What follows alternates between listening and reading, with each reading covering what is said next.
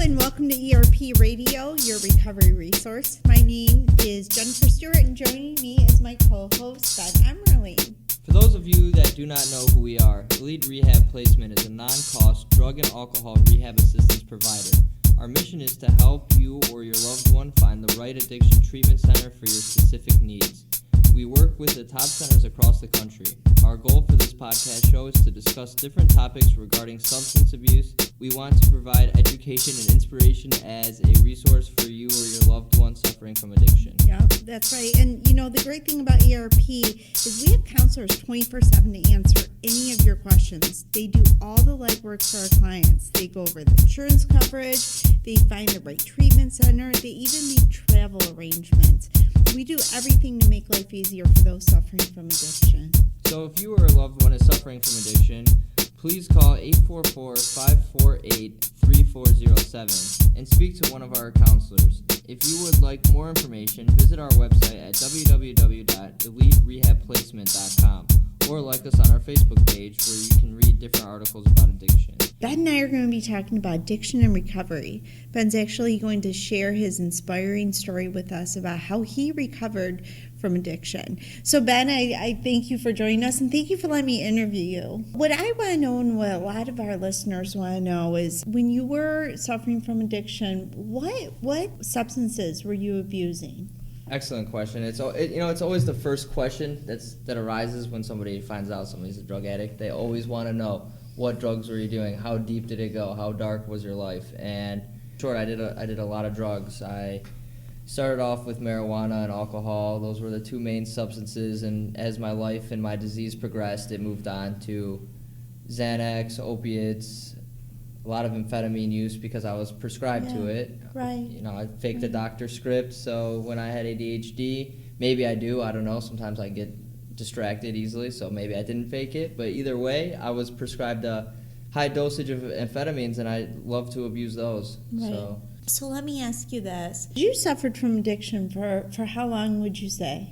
Well, let's see, I started drinking and doing drugs when I was young age, 12 or 13, and I didn't quit until I was 19. Wow. What was your rock bottom when you said, I can't live this lifestyle anymore, something's got to change? Well, there's a lot of aspects that led up to it. I would say I was working at summer camp, and first time I was given freedom from my parents and whatever. I had money, and from there on, I just abused a lot of drugs and alcohol that entire time. I got home to an intervention, classic scenario from the show. Everyone's seen it, and then from there on, right after that episode, I went to college. And I told my parents I'm going to stay sober in college, which was a complete lie. I went to Western Michigan University, nickname Waster. So I had no intentions on actually going to class. And from there, I was dealing drugs, I was doing drugs, and there was a moment in my life where I went 4, 5, 6 days. I don't even remember at the time of consistent amphetamine abuse, and I wasn't sleeping, I wasn't eating. I ended up in a psychotic breakdown. I weighed 107 pounds, ended up in the psych ward, and that absolutely was my bottom. Wow. There's nothing darker than being restrained against your own will. Indeed. I remember I was 4-point restrained, where both my arms were restrained and both my legs, and I was screaming, bobbling my head. I was spitting and doing all this crazy stuff because I was so uncomfortable, and the next thing you know, I got the 5th restraint was across my forehead, and that's when I knew that my life needed a turn. Yeah. So, what was the biggest part of going to rehab that helped you heal through this?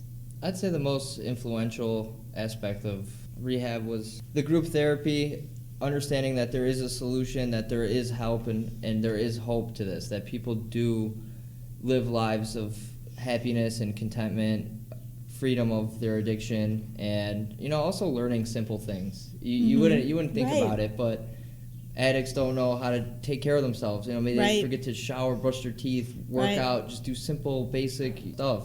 And I learned how to live in society again through that, and I take a lot of those practices with me today. Sure, absolutely. Do you have any advice for young people who might be using themselves?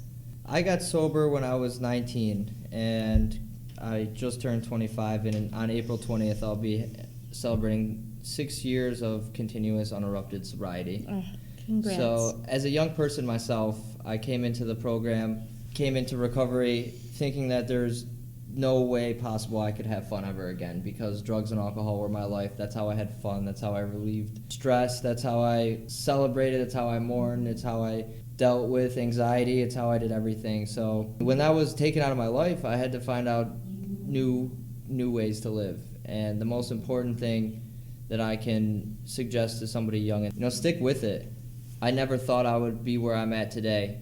The benefits of staying sober far beyond reach of the lifestyle of using. People trust me, which is huge. I'm happy most of the time. I basically just would tell people to stick with it. Yeah. And to find ways to have fun again. It's like your inner kid is released once you get through it.